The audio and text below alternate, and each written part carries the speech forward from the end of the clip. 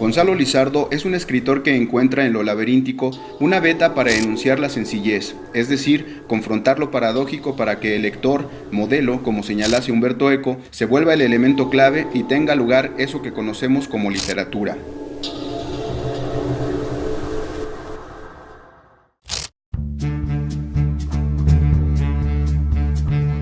Gonzalo Lizardo, Zacatecas, narrador.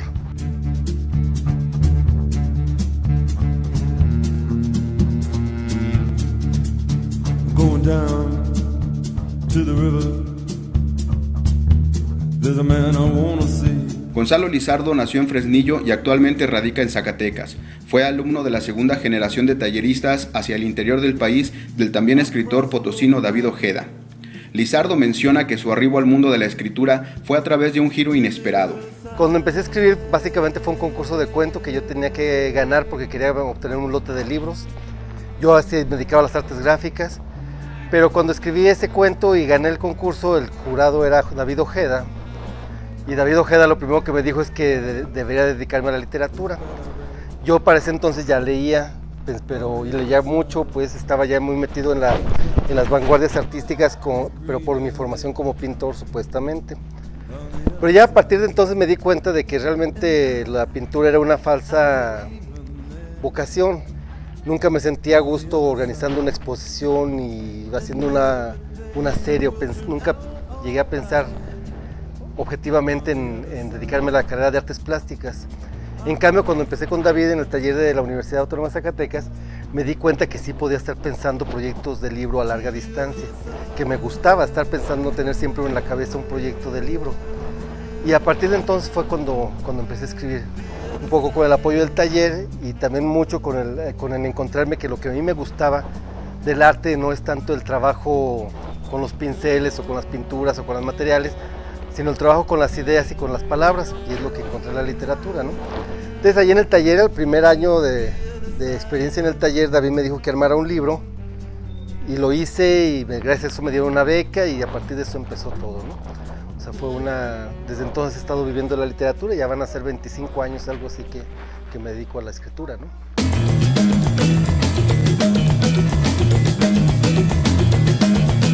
Lizardo comenta que la experiencia es la clave para que la persona se asuma no solo como conocedor, sino también como pieza clave de aquello que desempeña.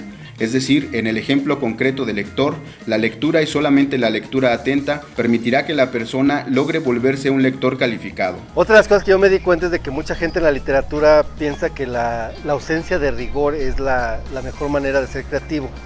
Y yo también me he dado cuenta, bueno, por mi formación de científico, que a los científicos les falta totalmente el juego y la imaginación. A mí me gustaría pensar que un camino intermedio, ¿no? O sea, en el sentido de que se vale toda la imaginación que quieras, pero también se vale ponerle rigor y raciocinio y disciplina a algo que es meramente intuitivo y imaginativo, ¿no? Lo importante son las experiencias, la experiencia científica o artística o amorosa o futbolística o la que tú quieras. La experiencia es algo que se obtiene con el hacer, ¿no?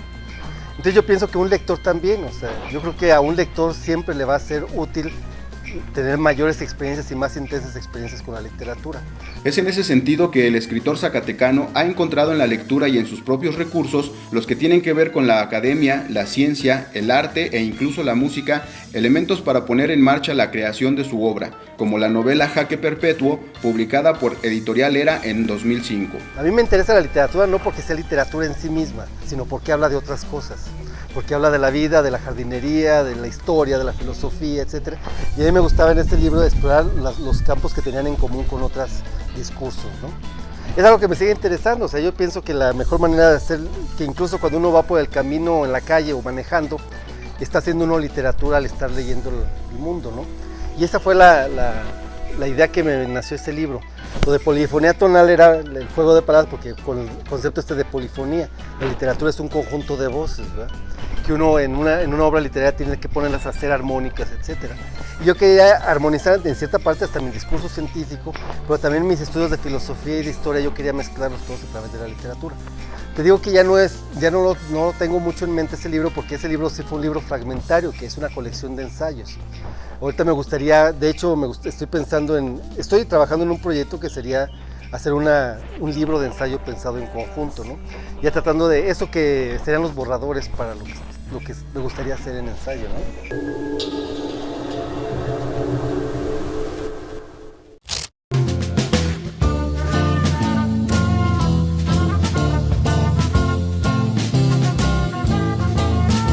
Gonzalo Lizardo ha encontrado en la literatura el terreno para explorar sus inquietudes más profundas, es decir, para cuestionar la rigidez de la ciencia, como en su novela El libro de los cadáveres exquisitos, publicado en 1997 por Ediciones Sin Nombre. Hubo un libro, que es el libro de los cadáveres exquisitos, que para mí era como el renegar de la ciencia. En ese libro yo estaba apostando por discursos como la magia, como la fantasía, el mito, las leyendas, todo eso, que eran de alguna manera consideradas anticientíficas, pero que a mí me parecía un escape necesario en ese momento para escapar de mi racionalidad científica que había estudiado cuando estudié ingeniería química. En cambio, en Jaque Perpetuo fue como la reconciliación, o sea, decirme, bueno, ¿por qué tengo que dejar de pensar científicamente aunque esté escribiendo literatura? Y había un concepto que desde que estudié en ingeniería química me gustaba mucho, que era el concepto de la entropía, y que me pareció de repente que era muy sugerente para hacer literatura con él, ¿no? Y ya el cuento de Jaque Perpetuo, que es una puesta en escena de esta idea de la entropía, fue lo que me dio guía para hacer todo el resto del libro.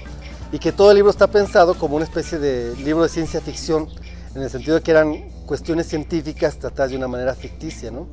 Desde la historia o la música o no, qué sé yo, ¿no? La alquimia y todo esto, ¿no? La literatura que propone Gonzalo Lizardo exige de un lector no solo inteligente, sino además sensible y atento para que descubra el engranaje de lo paradójico, cualidades que demuestran su formación y experiencia. Hay un tipo que se llama Michel Tournier, que decía, él decía, toda literatura que valga la pena tiene que ser más inteligente que su autor.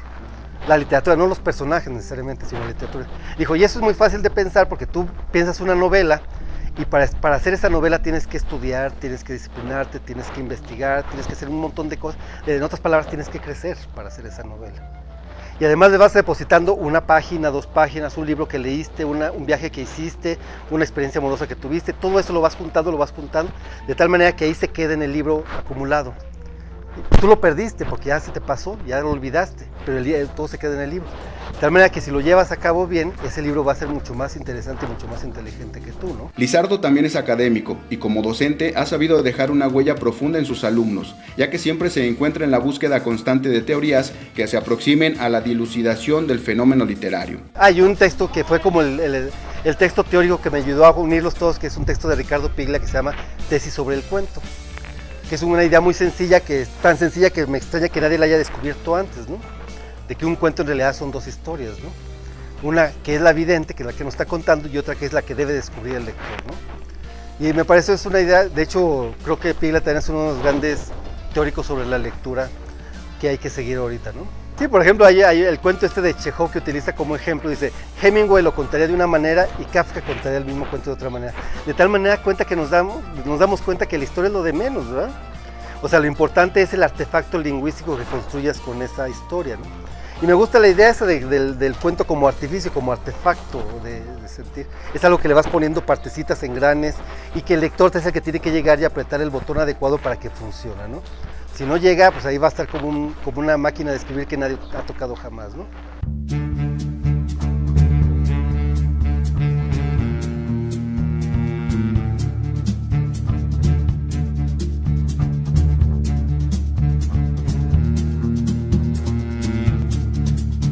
Going down to the river, there's a man I wanna see. Yeah, he's a ferryman.